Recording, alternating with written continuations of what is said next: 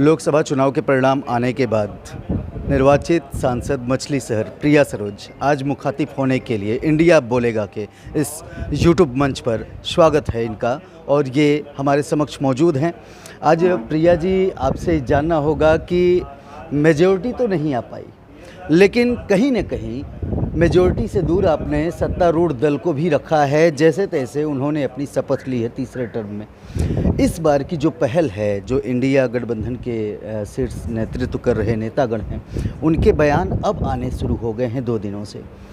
क्या लगता है इस बार स्पीकर की कुर्सी के लिए जो खींचतान देखने को मिल रही है, जो ये कारवां चल रहा है, ये क्या कहता है अपने आप में? क्या सरकार अस्थिर बताई जा रही है, वो रुकेगी या जाएगी? सबसे पहले आप सबको बहुत बहुत धन्यवाद, नमस्कार। देखिए, इस चुनाव में, पूरे चुनाव में जनता के बीच में हम लोगों ने मुद्दा जो रखा है, चाहे वो संविधान बचाने का हो, चाहे आरक्षण बचाने का हो, चाहे पीडीए पिछड़ा दलित अल्पसंख्यकों को आगे बढ़ाने का चुनाव हो, और उस पूरे चुनाव में समाजवादी पार्टी का और इंडिया गठबंधन के जो नेता हैं, सिर्फ मुद्दों पर चुनाव लड़ा है, सिर्फ मुद्दों के बारे में बात किया है। दूसरी तरफ जो विपक्ष के लोग हैं, उन्होंने सिर्फ मुद्दों को छोड़ के राम मंदिर, मस्जिद, हिंदू मुस्लिम पर उन्होंने चुनाव लड़ा है। इसलिए जनता ने उनको यहाँ से नकारा है और हमको स्वीकार किया है, क्योंकि हम भाईचारे की राजनीति करते हैं, मोहब्बत की राजनीति करते हैं, और ये भाजपा वाले लोग हैं, ये सब नफरत की राजनीति करते हैं। तो ये जो पूरे चुनाव में राम मंदिर, जय श्री राम का नारा लगा रहे थे, ये लोग वहीं पे हार गए इसलिए कि जनता समझ रही है कि रोटी कपड़ा मकान मिलता है नौकरी से, शिक्षा से, ना कि धर्म के नाम पे वोट करने पे मिलता है। और मैं यही कहूँगी, 10 साल बाद लोकसभा में बहुत मजबूती विपक्ष बैठेगा, बहुत स्ट्रॉन्ग अपोजिशन रहेगा, और पहली बार भाजपा वाले लोग स्ट्रॉन्ग अपोजिशन फेस करेंगे। तो हमारा कर्तव्य बनता, भाई ड्यूटी बनती कि जो जनता के मुद्दों को रखें और जनता की आवाज़ बन के वहाँ बैठें। सरकार बनाने की पहल की बात हमने की थी कि इंडिया गठबंधन क्या उसके लिए प्रशस्त है?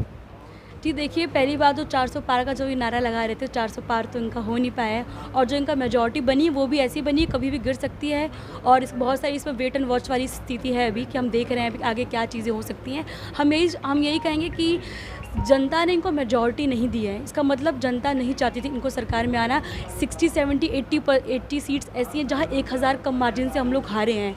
तो मैं यही कहूँगी, जनता इनसे निराश हो चुकी है, और वेट एंड वॉच वाली स्थिति। अब देखिए 1 साल में क्या परिवर्तन हो सकता है। एक अंतिम सवाल, राजधानी लखनऊ में एक इलाका था अकबर नगर, वहाँ की जो स्थिति देखने को सुनने को मिल रही है काफ़ी भयावह और दर्दनाक है, दुखद है। बहुत सारे लोगों का पलायन हुआ है, बहुत सारे लोगों के घर आशियाने उजड़े। इस पर क्या कहना होगा? जी देखिए, इस पूरे जो हमारे सीएम हैं, उनका एक नया ट्रेंड चला है, योगी बुलडोज़र बाबा।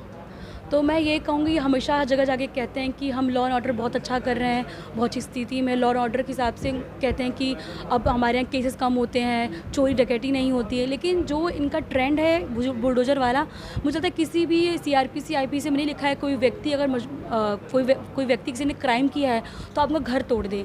उसका एक प्रोसेस होता है, आप एफआईआर दर्ज करिए, इन्वेस्टिगेशन करिए, इंक्वायरी करिए, ट्रायल करिए, एक प्रोसेस होता है। लेकिन ये प्रोसेस को फॉलो करते सीधा घर तोड़, जिससे क्या होता है, जो भी अपराधी के घर वालों को भी सहना पड़ता है, जो कि इनजस्टिस हो, जस्टिस नहीं है। तो मुझे लगता है शायद उनको खुद ही लॉ एंड ऑर्डर के बारे में नहीं पता है, इसलिए वो ऐसे चीज़ें कर रहे हैं। बट मैम, यहाँ पर कोई क्राइम या क्रिमिनल से कोई मतलब नहीं था। यहाँ पर अवैध निर्माण, वो जो भूखंड है उसको तोड़ा गया है, ये बताकर कि वहाँ पे हम कुकरेल, एक नाला है जो रिवर का रूप दिया जा रहा है, कुकरेल रिवर फ्रंट बनाएंगे, उसके नाम पर पूरी बस्ती उजाड़ दी गई। इसके लिए हमने सवाल किया। जी देखिए, आप चाहे राम मंदिर की बात ले लीजिए, चाहे अयोध्या की बात ले लीजिए, चाहे लखनऊ की, आपने कहीं की जगह देखो, आज ये ट्रेंड जो चल रहा है घर तोड़े जा रहे हैं, और घर तोड़ने से गरीबों के घर टूटते हैं, किसी अमीर घर नहीं टूट रहे हैं। तो मैं यही इनसे कहना चाहूँगी, आप जो गरीबों घर तोड़ रहे हैं, जिनका 60 साल कितने सालों से रह रहे हैं, क्या उनके लिए कोई व्यवस्था कर रहे हैं? क्या उनको कुछ मिल रहा है? जो गरीब बेचारे रो रो के परेशान हो जा रहे हैं, उनको कुछ मिल नहीं रहा है, आप वहाँ पे रिवर फ्रंट बना रहे हैं। मुझे लगता है रिवर फ्रंट ना बनाए, उल्टा गरीबों जो है उनके लिए आवाज़ दीजिए, आप उनके लिए काम करिए। तो ये थी हमारे साथ नवनिर्वाचित सांसद मछली शहर प्रिया सरोज जी, जिन्होंने काफ़ी अपनी संवेदना दिखाई है अकबर नगर के लोगों के प्रति, लॉ एंड ऑर्डर के प्रति, और जो बुलडोज़र एक्शन लगातार देखने को मिल रहा है, ये प्रोसेस फॉलो न करने का एलिगेशन भी कर रही हैं। आगे हम लगातार इनसे वार्ता के जरिए मुखातिब आपको कराते रहेंगे। तब तक के लिए दीजिए इजाज़त, करिएगा हमारा इंतज़ार। फिर मिलेंगे एक नई जगह पर एक नई शख्सियत के साथ। धन्यवाद। अगर आपको हमारा वीडियो पसंद आया है तो प्लीज़ लाइक कीजिए, सब्सक्राइब कीजिए और बेल आइकन की घंटी जरूर दबाइएगा।